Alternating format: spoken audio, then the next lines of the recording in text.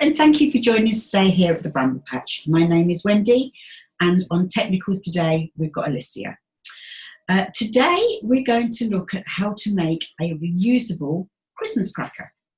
Now, although it's a Christmas cracker, these days a cracker can be used for different occasions, such as birthdays, Halloween, the birth of a child, or maybe a gender reveal. That seems to be the latest thing and quite a popular thing to do. So first of all, I'm going to show you two different styles of cracker that we're going to look at today. So this is the first one. Okay, as I said, they are reusable, so some of these are quite old. So this Christmas cracker, I've got Alicia with me today, and it hasn't got a banging piece in the centre of it. So the only thing that you need to do is go bang, bang. Not coordinated. Okay, so this one, it could have been Alicia or I that got the gift inside it, because this one, both of the ends actually pop off. I'll just set that one aside. Now this one has been designed so that you can guarantee who is going to win the prize. So if you've got a child and you've personalised this, and this has got a particular gift in for a child, you can guarantee the child is actually going to win the prize. And that's because, bang, only one end is detachable. So therefore, the child will win the prize because they're guaranteed to get this, as long as you give them the correct end to hold. Okay, so those are the two different styles of Christmas cracker that you can make using the same technique. Okay, so what do we need to make the Christmas cracker with? So first of all, unfortunately, there isn't an accompanying pattern with this because staffing levels at the moment, unfortunately, won't allow it. We are trying our hardest to make sure you're getting the tutorials every week. And I have printed out and put the sizes of the pieces of pelmet violin, wadding and fabric as we go through. So you may choose to get a pen and a notebook and just make some notes as you go through, or just rerun the video and stop it and pause it as you go along. So first of all, pelmet violin is exactly what it is. It's what you use to make pelmets with, or tie backs. I use them for book covers, to structure bags, all sorts of things. And you can iron it. So if it gets all crumpled up, it doesn't make any difference. It just flattens out. So first of all, what we're going to do is we're going to cut one piece of pelmet violin 10.5 inches square. So 10.5 by 10.5. All the sizes I'm stating are inches. Okay, so that's the first piece at 10.5 inches. Then you need two pieces of pelmet violin cut at 2 inches by 10.5 inches. There we go. We've got two of those. All right. So that's the pelmet violin taken care of. Then we move on to our wadding, and you're going to make exactly the same cuts on this as you did on your pelmet violin. So your wadding, doesn't matter what sort of wadding, it can be polyester, cotton, bamboo, wool, anything you've got going. 10.5 inch square, and then two pieces, 10.5 by 2. So that is your wadding. Then we move on to the lining fabric, the fabric that's going to be inside your cracker. I've used bright colours, so hopefully you can see everything nicely. And once again, you need a 10.5 inch square.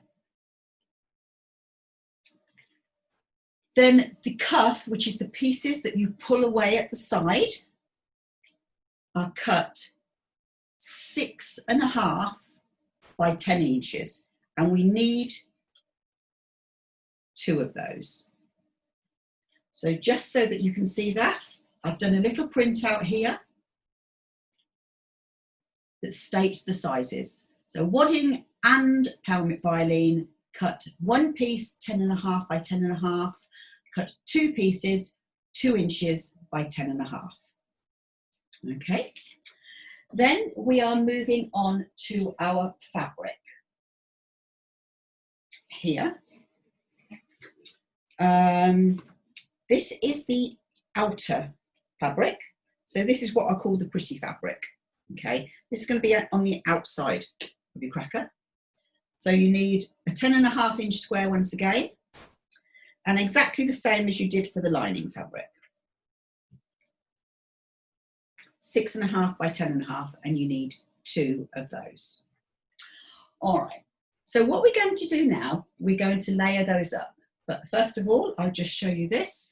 So just as a reminder, the front main fabric and the lining fabric, cut one 10.5 inch square and cut 2 6.5 by 10.5 rectangles. Okay, and just to make a little point on this one, I'm hoping that you can see with Alicia's help here,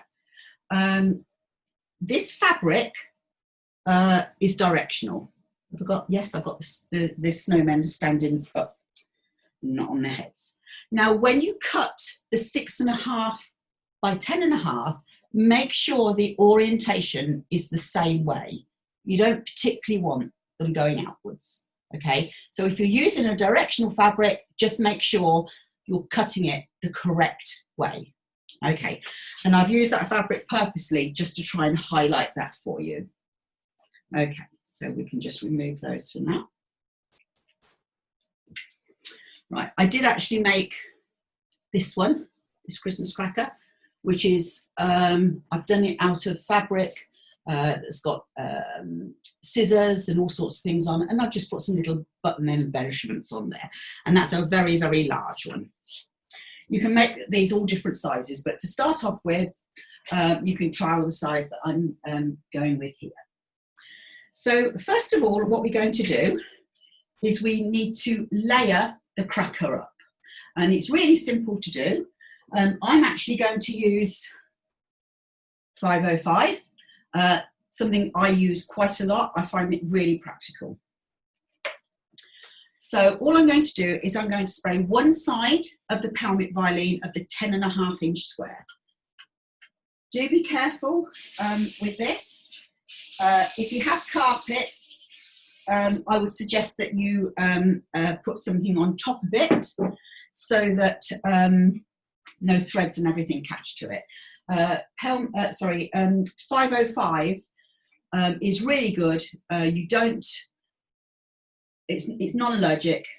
You can't smell it, you can't really see it. But if you do have asthma, I would suggest you use it outside. If I'm using it indoors, I will pop the piece I'm working with, if it's small enough, into a black sack and just spray it, just so that the glue particles don't spread out over the floor.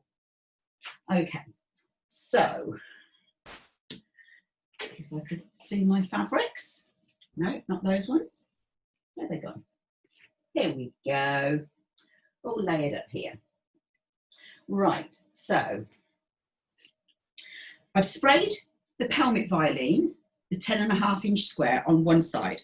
What I'm going to do, I'm going to place the 10.5 inch square of the wadding on top of that. Okay, now we are going to trim this down, so I don't expect you to be able to get it absolutely spot on. Okay, so that's on there. What I'm going to do now, I'm going to spray the reverse side of the pelmet violin so that it's ready for me to put the lining fabric on. So once again, I'm just going to give that a little bit of spray, like so. And I'm going to take my lining fabric. Nope. Right, this is my lining fabric that I'm going to use. And all I'm going to do is I'm going to place that on the reverse side of the pelmet violin. So this is the pelmet violin that hasn't got the wadding on it, the wadding adhered to the other side of it. It just lays on. And if you get it wrong, just peel it off and just press it on. If you want to, you can give that a little press, just to make sure you've got no ripples or anything on there. And now what I'm going to do, I'm going to spray the wadding with the 505 so it's ready to put my outside fabric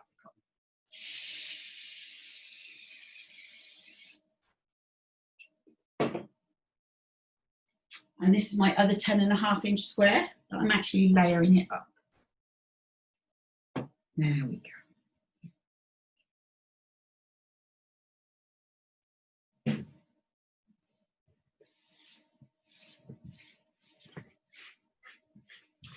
And that's gone really nicely. Just give that a little bit of a press. If you use a shot of steam on there, it will make the 505 disappear eventually, but it does cling for a little while. It just washes away, it's fine. So there we go. So that is the centre part of the cracker already layered up and ready for us to do the next stage. But first of all, I'm going to show you how to prepare the cuff. So again, what we need to do is take a piece of the pelmet violin. This is the 2-inch by 10.5. And once again, I'm going to spray one side of it.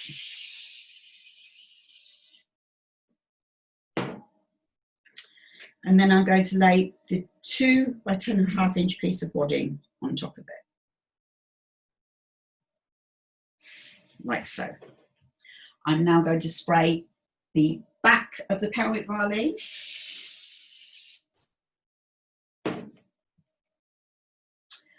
Now, this is where it's a little bit different, because obviously the piece of fabric that we have is 6.5 inches wide by 10.5, and this is only 2 inches.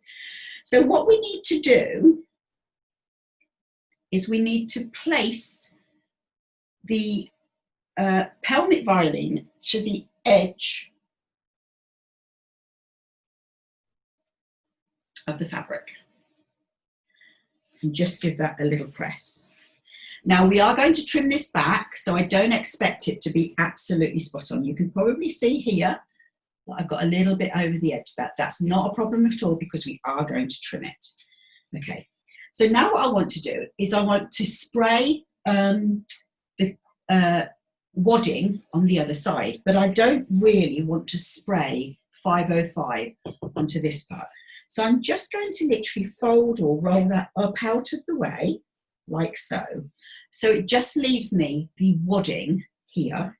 And now I'm just going to spray that, and that way it doesn't get on the other part of the fabric.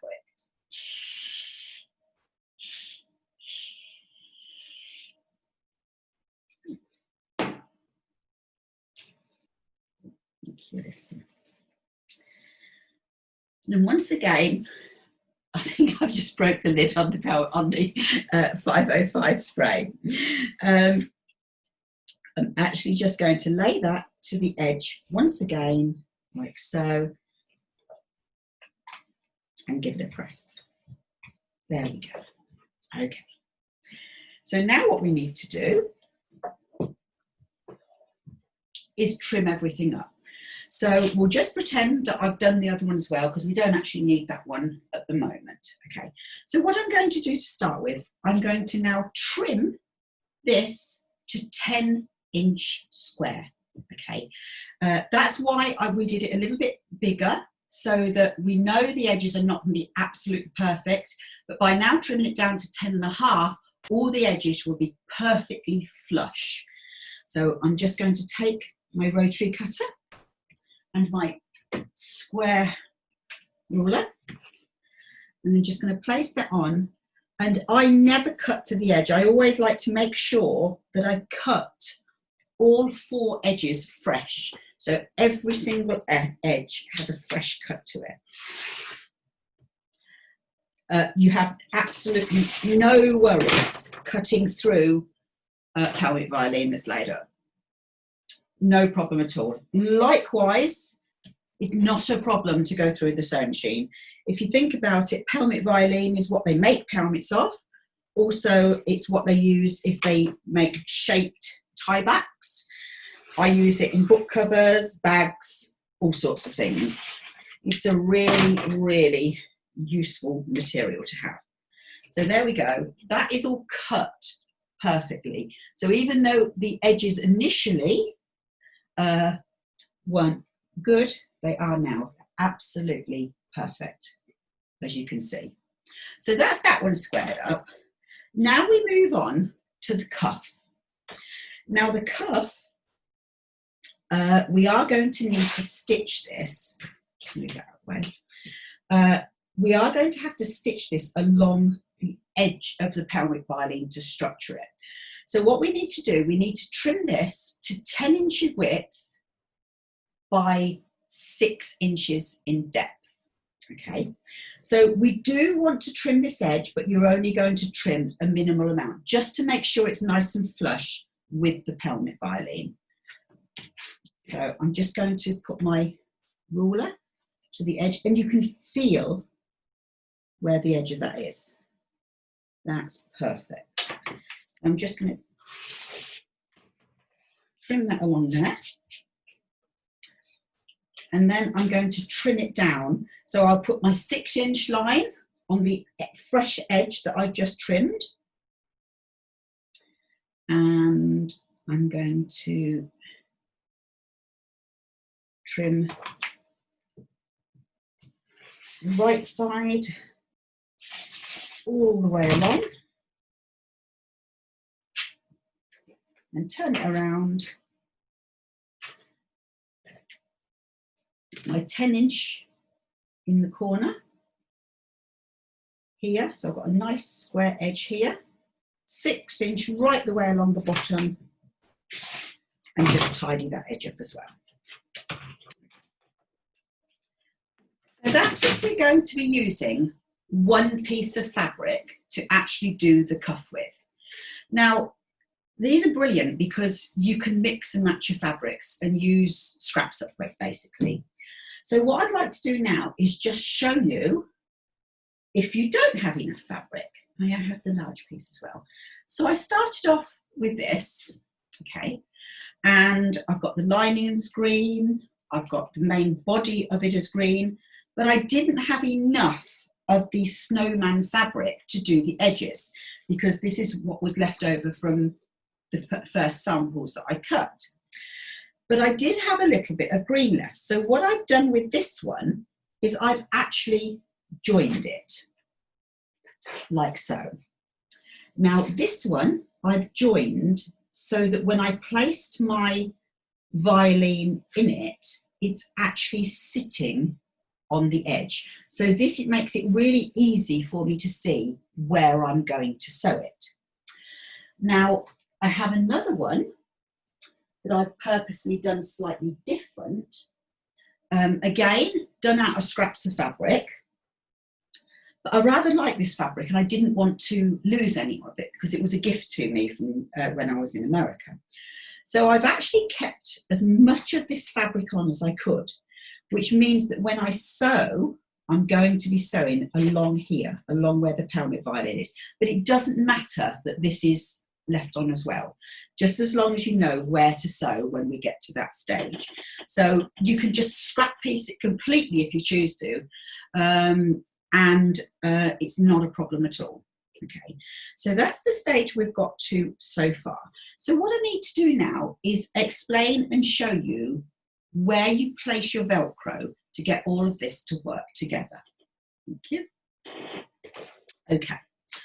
Right, so I've got a little sample here and I've done it in bright red so that it will highlight where you need to place your Velcro. Now, I personally prefer to place my Velcro before I embellish, because if I embellish first and then put my Velcro on afterwards, it's going to have the stitching going through everything. So I prefer to actually put it on first, okay? So first of all, this is the outside of my Christmas cracker, like so, okay? And with Velcro, you get in two parts, smooth and rough, okay? Supposedly male and female, but don't put them in the same bag because they misbehave and they're a nightmare to get apart, okay? So when you're wanting to work out how much you need, what is a good idea is to actually put it together, because that way you're cutting the lengths the same length, so you know they're going to meet up. And I'll just show you exactly what I mean by this. So this is the smooth part of the Velcro, okay? And this goes at one edge of the outside of the cracker. You make sure you set the Velcro in. Don't put it right on the edge, because we're going to stitch all the way around here, okay? And don't put it right on the edge here, because there's no need, you don't need it to be that wide, and also it will make it trickier for you to go through more and more layers, particularly if you want to embellish it as well. So just inset that a little bit, okay? And on the wrong side, we're going to have its partner. And what will happen is you'll roll it over, and actually we'll be doing it the other way around because this is the inside, okay? And that will sit like that. And that's what's going to form your tube, okay? Like so, okay? So what we need on the right side of the main side of the fabric, we're going to put a strip along one edge, all right?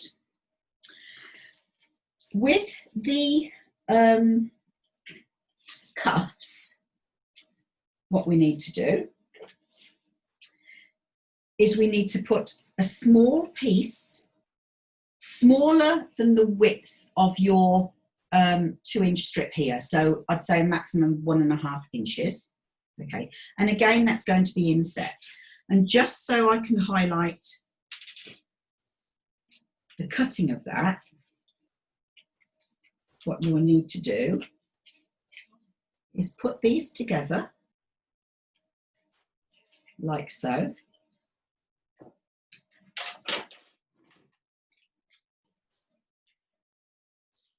Tidy the edge up so that we know they're both flush at one edge. And then if I want to put a piece here, I will just cut it. And that way I know that it's a matching pair, okay? Now if I'm going to put this down, it's all going to spring out and go everywhere. So I'm just going to put a pin in there to hopefully hold it together, she says. Oh. And put that one in there as well, like so. Okay, so on the cuff, so the right side, we've got one strip on the main part. On the cuff, we need a small piece on the part where the pelvic violin is. Now, the strip that we're going to put to the raw edge of the fabric, again, inset from the edge, you don't want it directly on the edge. What you need to do is actually, it's a hard one, the soft one, you need to actually cut it in half all the way down. Because if we use this part, the full width of it, it's too strong. And if you've got a child, they might not be able to pull it apart. So what we found is to cut this part of it in half. That way it stays in position whilst you want it to, but you're not actually having a tug of war to actually pull it apart. Okay, so this is just half of the width, as you can probably see. I'm hoping you just move it there. That is just half of the width. So you cut one strip and then just cut that in half. Okay, and you will do exactly the same on the opposite one.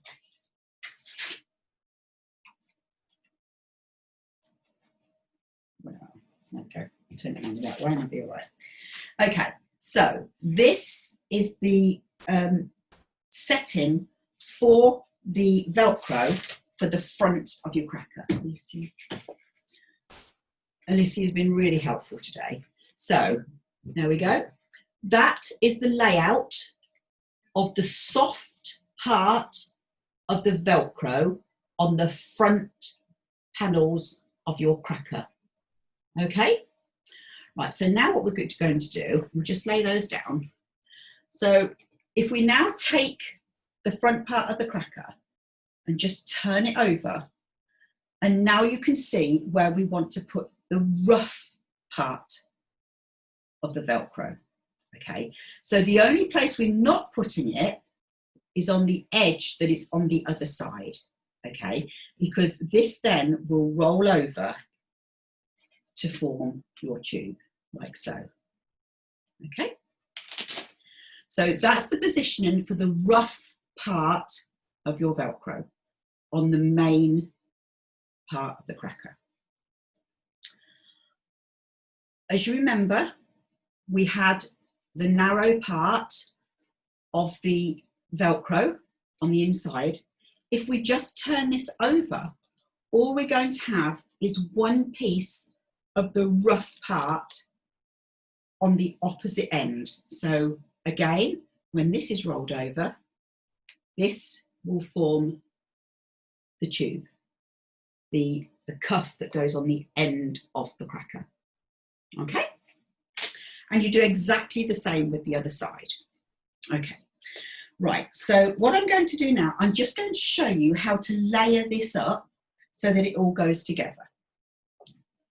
Right, now then, what you need to do is make sure that you've got both of the soft parts at the same edge. So you need the soft part of the Velcro to the outside, okay, and then that will just go on there like that. Moving it over to the opposite side. Once again, it will go on there. Now, as we roll this around, we're going to put that on there. Oops.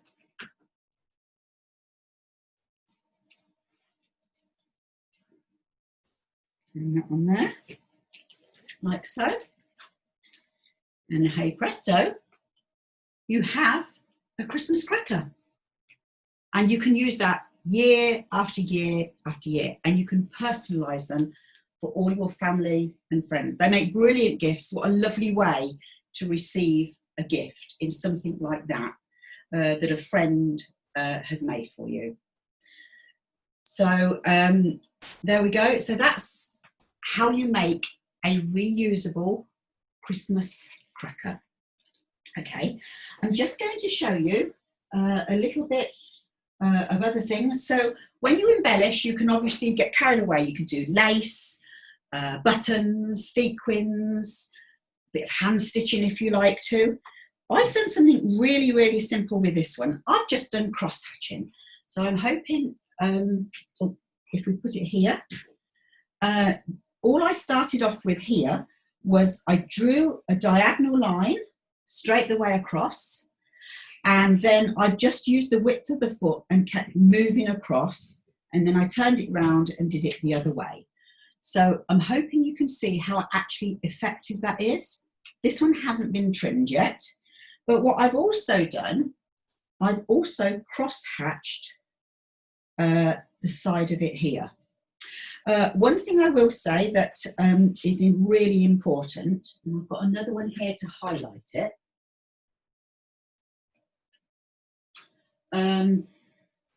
This is one I'm embellished with lace and all sorts of bits and bobs. But what you need to do, I did mention about sewing at the edge of where the pelmet violin is, which is here, okay? So what you need to do is you'll start here and zigzag or satin stitch, whichever way you want to, all the way up, along, down, all the way round and back to the beginning. So once again, I'll just show you from here, the edge of the pelmet violin, satin stitch down, across, up, all the way across, down and round. Okay, and that will hold everything in place.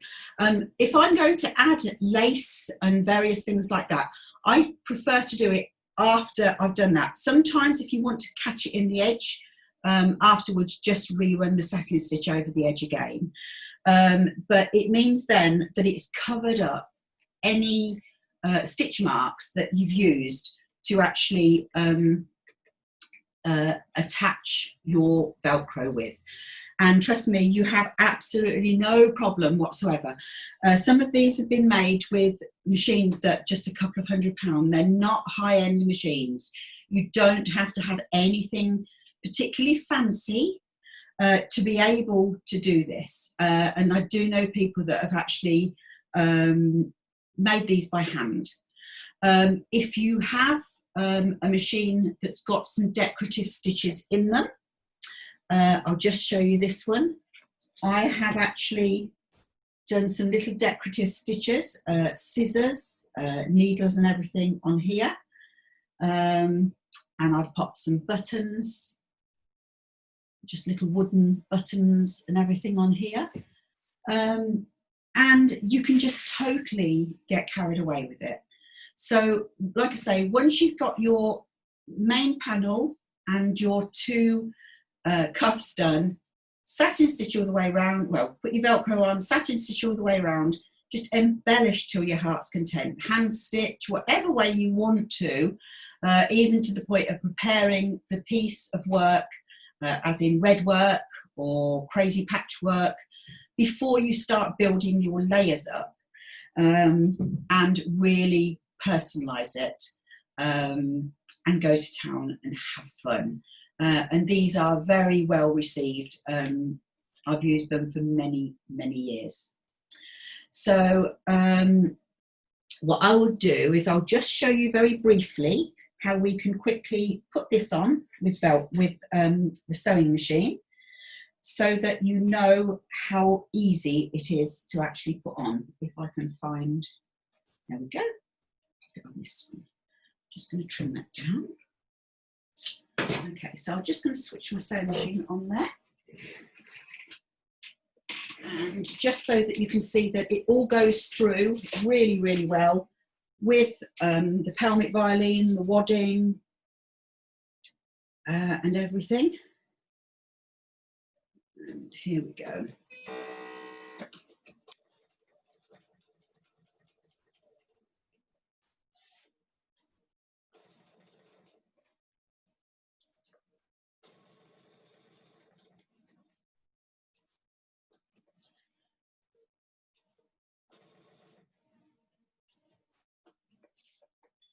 Okay.